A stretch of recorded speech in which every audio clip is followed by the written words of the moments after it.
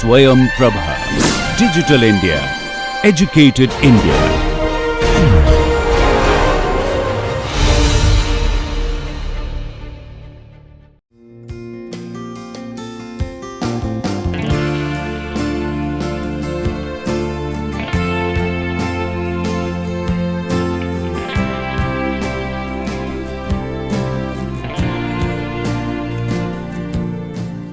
Welcome to this our continuing series of lectures on fundamentals of transport processes, where we were trying to solve the diffusion equation in the limit of low Peckley number, where the convection of mass or energy is much smaller than the diffusion, the limit of low Peckley number.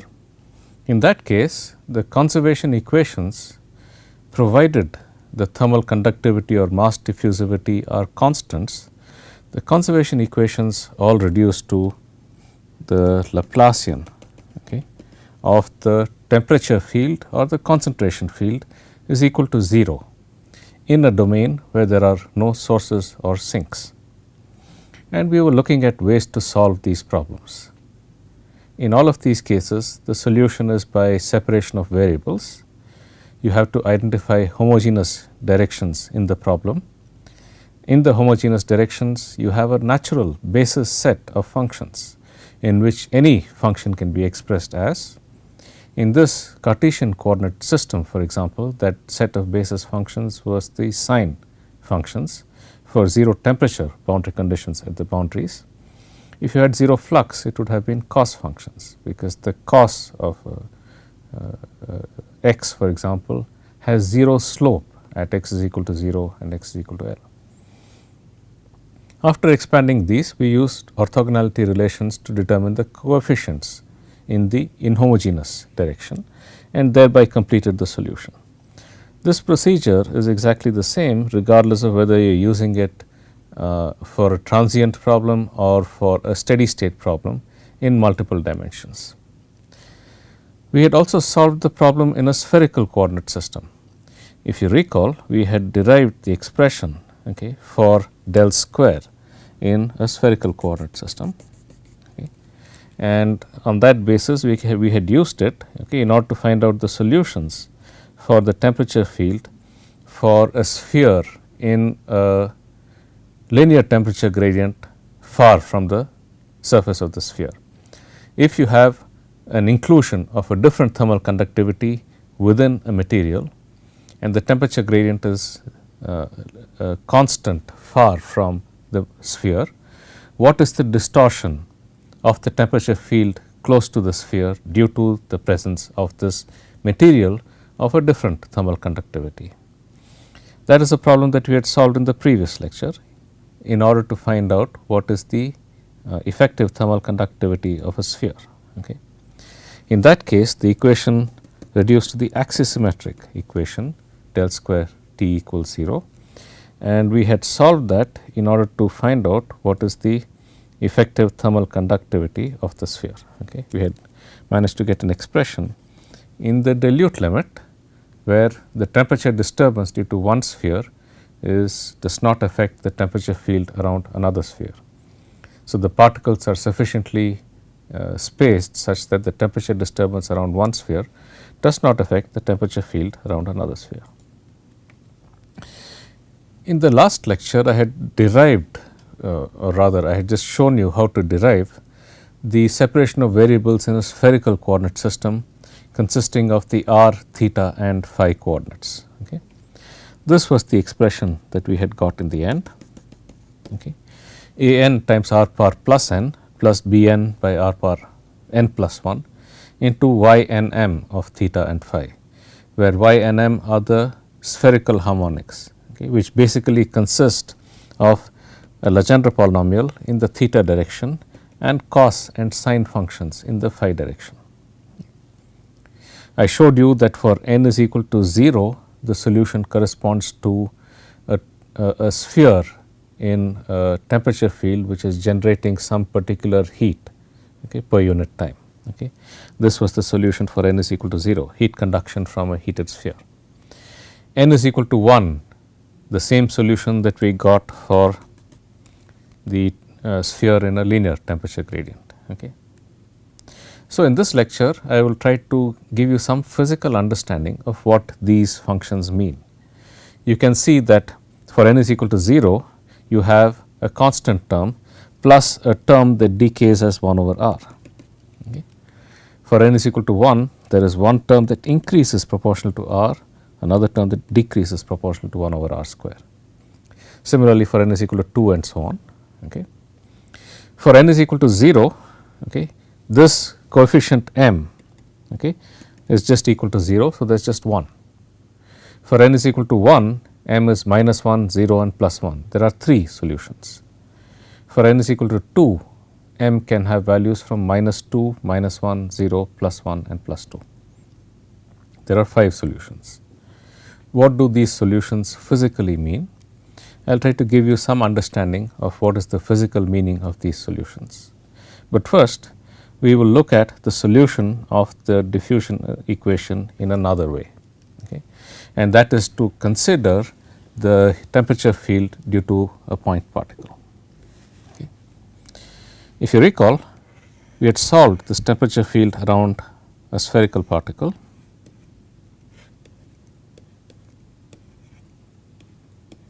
Okay, with temperature T naught at the surface and T infinity far away. Okay. And the temperature disturbance that I had got, okay, I had got it as T minus T infinity. Okay.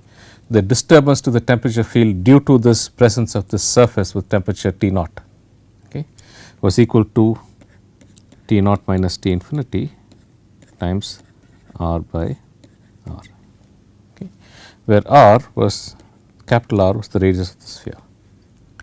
This satisfies the differential equation, the spherically symmetric differential equation, because in this case there is no variation in theta and phi. So, this satisfies the spherically symmetric conservation equation.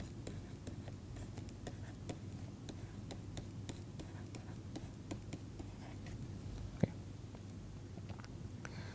There is del square T is equal to 0 in a spherical coordinate system when there is no variation in the theta and the phi directions. Okay. I also showed you that if you express this in terms of the total heat generated, okay, from this you can get the heat flux Qr is equal to minus K partial T by partial R, okay, which is minus K into T naught minus T infinity, okay, into R by R square with a positive sign here. Okay, when you take the derivative, you get a negative sign because you have taken the derivative of 1 over R. Okay. The total heat generated, okay, is at any surface, at any radius R. Okay. The total heat that is coming out per unit time at any surface, okay, is going to be equal to 4 pi R square times Q R, okay, which is equal to 4 pi K into T naught minus T infinity, okay, into R. Okay. So, if I use this to express this T 0 minus T infinity in terms of Q, okay, what I get is that this temperature disturbance, okay, is equal to Q by 4 pi K into R. Okay. So, that is the temperature disturbance due to a spherical inclusion, which is generating heat capital Q per unit time. Okay. This solution is independent of the radius of the sphere R. Okay.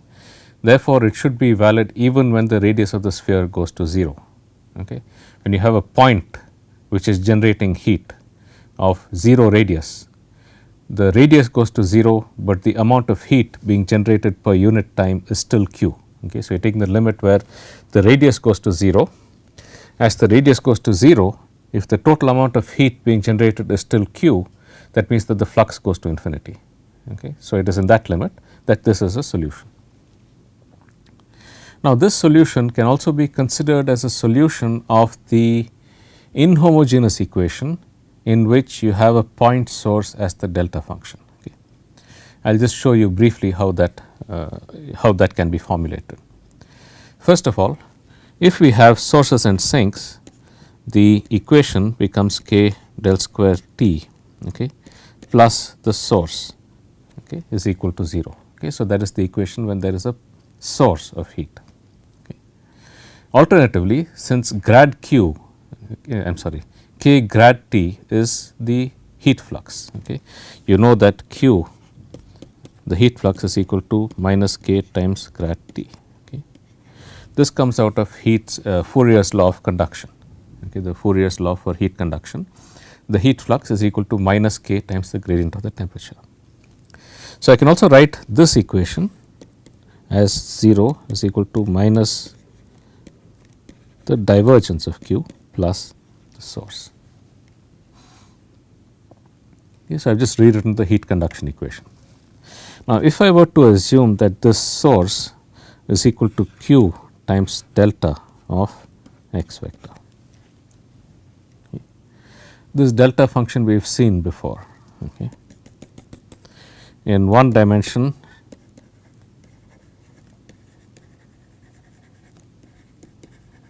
okay, delta of x is equal to, in one dimension, delta of x 0 for x is not equal to 0, okay, and integral, okay, minus infinity to infinity dx delta of x is equal to 1. Okay. So, if you recall, we had idealized this as a function, okay, x delta of x. Okay. If you take a function which is non-zero only between minus h by 2 and h by 2, okay, and the height is 1 over h, okay. Okay. And then you take the limit, okay, I will call this as some g of x. If you take the limit of h going to 0 of g of x is equal to this delta function. Okay.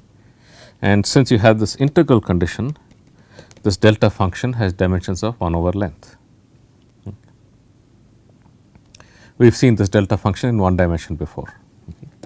We have also seen the extension to 3 dimensions. Okay.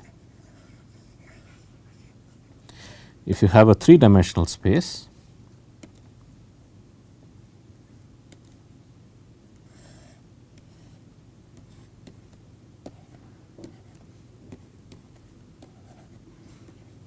okay, this can be written as delta of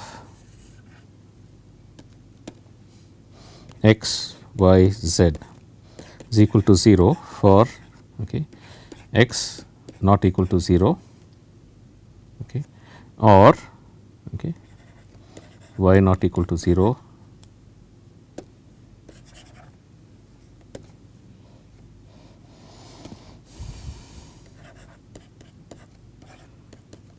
or z not equal to 0.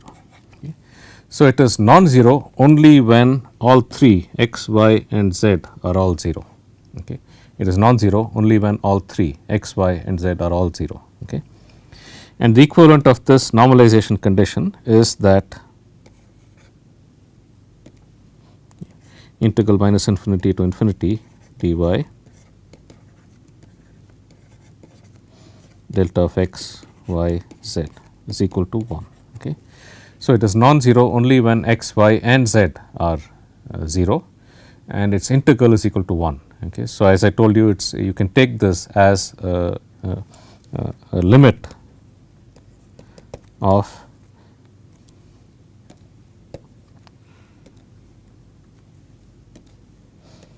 function, okay, g of x, y, z, okay, where g of x, y, z is equal to 1 over h cubed for minus h by 2 less than x less than h by 2, okay, and minus h by 2 less than x, I am sorry, y,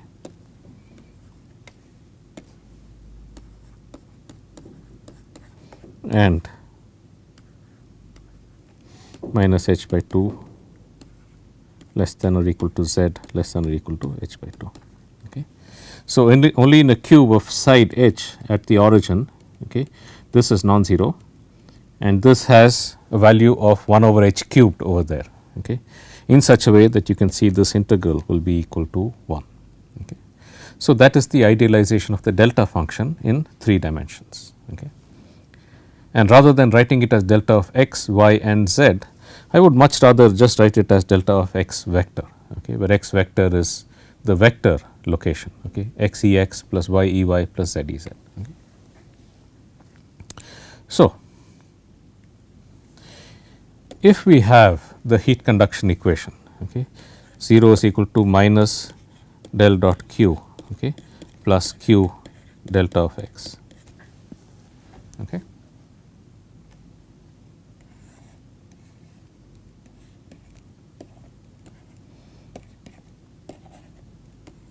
Okay.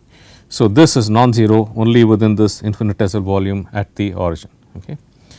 I can write this as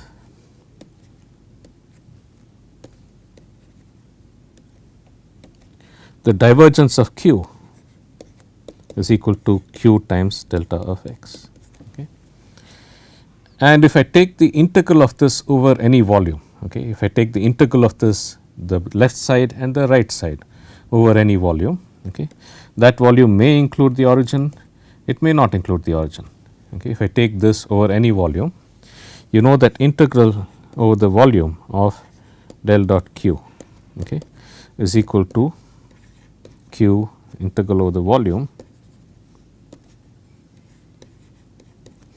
of q times delta of x.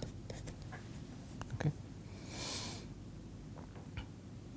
Now, I will go to a slightly more advanced concept here, that is something that you must be knowing. I will just write it for you anyway. This integral by the divergence theorem, okay, can be written as integral over the surface of that volume, okay, integral over the surface of that volume of the unit normal, okay, at each location, the outward perpendicular, okay, okay, of the outward perpendicular times q. Okay. The integral over the surface of the outward perpendicular times q. Okay. This on the right side, integral over a volume of the delta function is equal to q if x is equal to 0 is in the volume. Okay. If this location is within the differential volume, then this integral of delta of x times dx has to be 1. That was the property of the delta function. You integrate the delta function over the volume. If that volume contains the location of the delta function, that integral is 1. Okay. If it does not, it is 0. Okay. So, over this volume, the integral is just q. Okay. So, what that means is that the total heat that is coming out of this surface, okay, the total heat that is coming out of this surface is going to be equal to the heat flux times the surface area. The heat flux in the direction perpendicular to the surface is the heat flux dotted with the unit normal. Okay.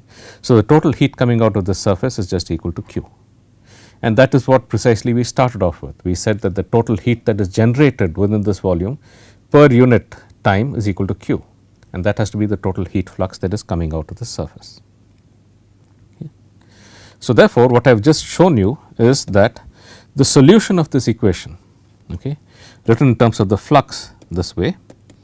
Alternatively, if I write it in terms of the temperature field, I will get k del square T plus q delta of x is equal to 0. Okay. This equation, the solution that I have got for the temperature field, where q is the amount of heat generated per unit time. Note that in 3 dimensions, the delta function has dimensions of 1 over volume. Okay. It is 1 over h cubed, where h is the distance. So, it has dimensions of 1 over volume. The solution for this is T is equal to q by 4 pi k r, okay, where r is the distance from the origin. Okay. So, that is the temperature field due to a point source. Okay.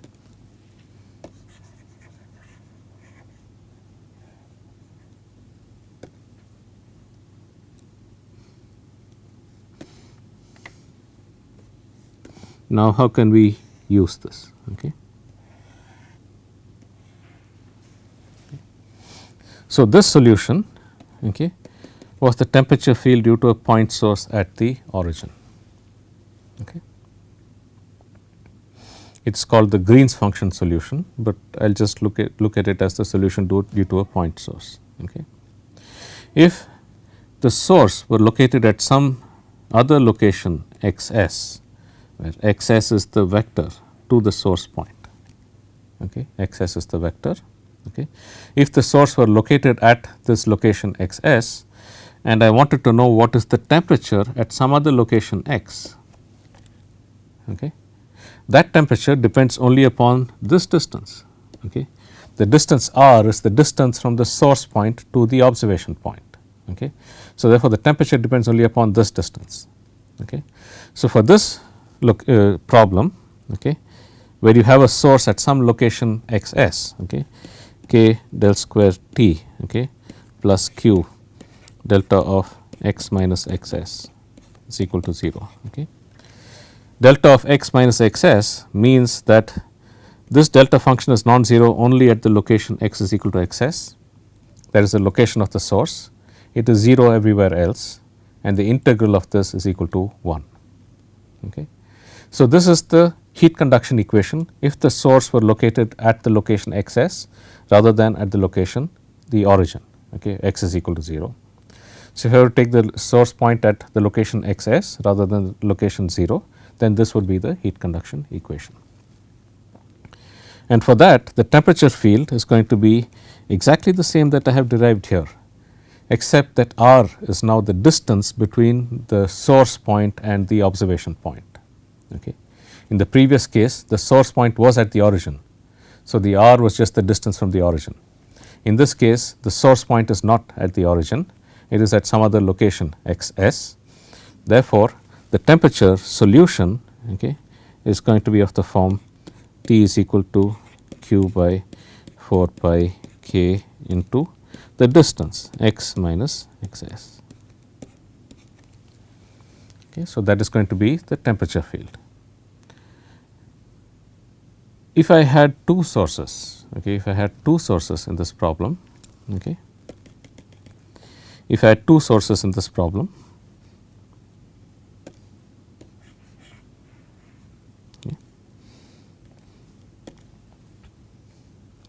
let us say that there were two sources that were located at two locations, okay, x a and x b, okay, and I wanted to find out what is the temperature at some location x.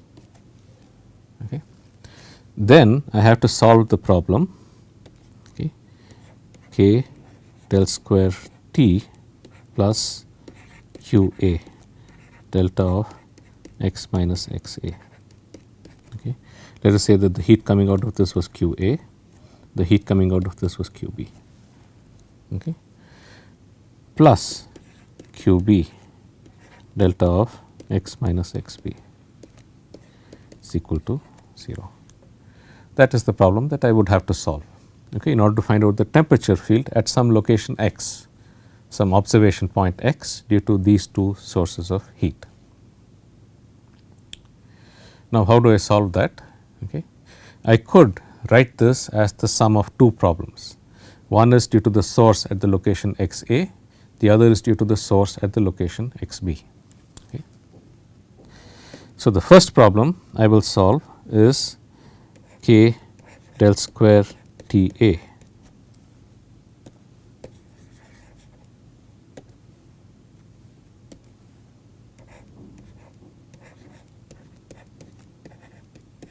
plus q a delta of x minus x a is equal to 0.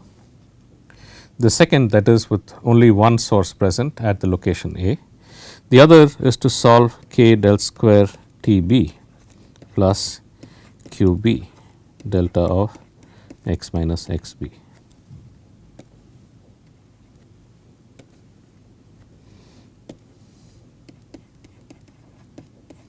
Is equal to 0. Okay. You can see that if I add up these two equations, okay, I get back the original equation. Okay, if I add up these two equations, I get back the original equation. Therefore, if I add up these two solutions for T a and T b, I will get back the original solution. Okay. So, the solution for T a is equal to 1 by 4 pi k into x minus x a, the distance, okay, of the location x from this source x a. Okay. The solution for T b is equal to 1, I am sorry, this is equal to q a divided by, okay, just as the solution for T was equal to q by 4 pi k times x minus x s here. Same thing, I have two sources. The first one, I have to take the distance from the first source. The second one, okay, I take q b by 4 pi k into x minus x b, where x minus x b is now this distance of the observation point from that second source point. Okay. And therefore, I can get the total temperature as just the sum of these.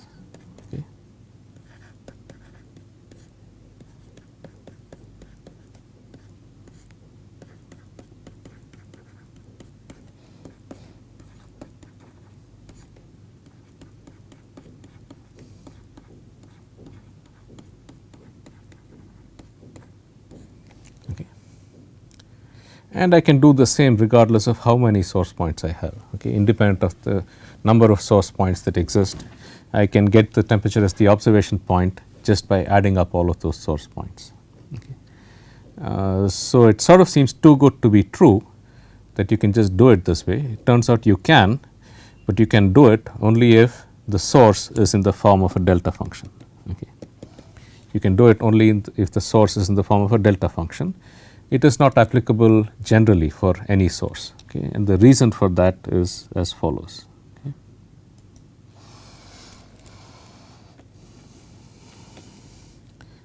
If I had two objects that were of finite extent, okay, if I had two objects that were of finite extent, okay, with some temperature, okay, T a and T b on this surface, okay, then I can write the temperature equation as k del square T plus the source due to object A, okay, plus the source due to object B, okay, is equal to 0. Okay. I can separate it out into two parts, okay, k del square T a plus S a is equal to 0 and k del square T b plus S b is equal to 0. Okay. So, when I do this first thing, I have to enforce that the temperature on the surface of the second object is T infinity, okay, that the second object is at the same temperature as the surroundings, and when I solve this problem I have to assume that the temperature on the first object. Okay. So, I can separate this out into two problems. Okay. I can separate this out into two problems.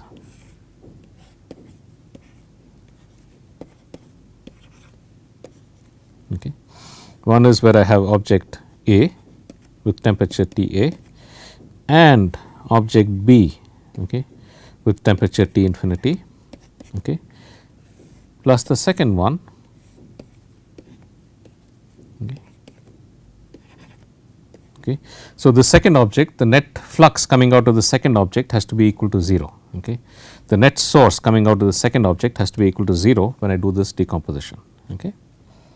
And the second problem where I have object A, okay, and object B. Now, object B is at temperature T b, okay, but you require that the net flux, okay, coming out Q A has to be equal to 0. Okay. Whereas, in the first problem I require that Q B has to be equal to 0. So, this is a valid decomposition. Okay. I can add up, okay, two cases, the first one where the object A exerts a flux, the object B does not, and the second where the object B generates a certain heat and the object A does not. Okay. What I cannot do, okay, is to separate this out into two problems. Okay. Okay. The first one where A is present and B is not, okay, and the second one where B is present and A is not present. Okay. This decomposition is wrong. Okay. You cannot do it this way. The reason is because when I do this decomposition, the physical boundaries all have to be the same. Okay. When I do this decomposition, the physical boundaries all have to be the same. Okay. So, I cannot do the decomposition in the second way, just remove one object and keep the other one present. Okay. This is not possible. However, I can do it this way, where I consider only one object to be generating, the other object not generating, and the complementary part. Now, when I do it this way, when one of these objects is generating energy, okay, there is still going to be a distortion to the temperature field due to the presence of this other object, because it may not have the same conductivity as the matrix in general, okay, and vice versa. Okay. Therefore, you still have to solve the coupled problem, just as we had done the heat flux case, the average conductivity of a matrix. You still have to have the problem where two physical boundaries are present, and you are solving when one is generating and then where the second is generating. Okay. And that itself is a difficult solution. The reason it works in delta functions is because delta functions have 0 volume. Okay. A delta function has a heat source which is generated at a point in 3-dimensional space, therefore, it has 0 volume. So, whether that volume is there or not, it makes no difference. Therefore, the superposition principle will work only when the source is in the form of a delta function, and that is why the solution for a delta function source has a special place in our description of the heat conduction. Okay. The equation that we have here, okay, is what is called a Poisson equation. A Laplace equation with an inhomogeneous source term is what is called a Poisson equation. In this particular case, it is a Poisson equation with a delta function source. Okay. We will look at a little bit in further detail how we can get solutions for this for a more general case, where there are multiple sources and multiple sinks, as well as where there are physical boundaries. Okay. So, we will continue this in the next lecture. I will look a little further at these delta functions. And recall, our original objective was to get a physical understanding of the Legendre polynomial expansions. So, after going through this in some detail, I will come back and show you what those expansions actually mean. We will continue this in the next lecture. I will see you then.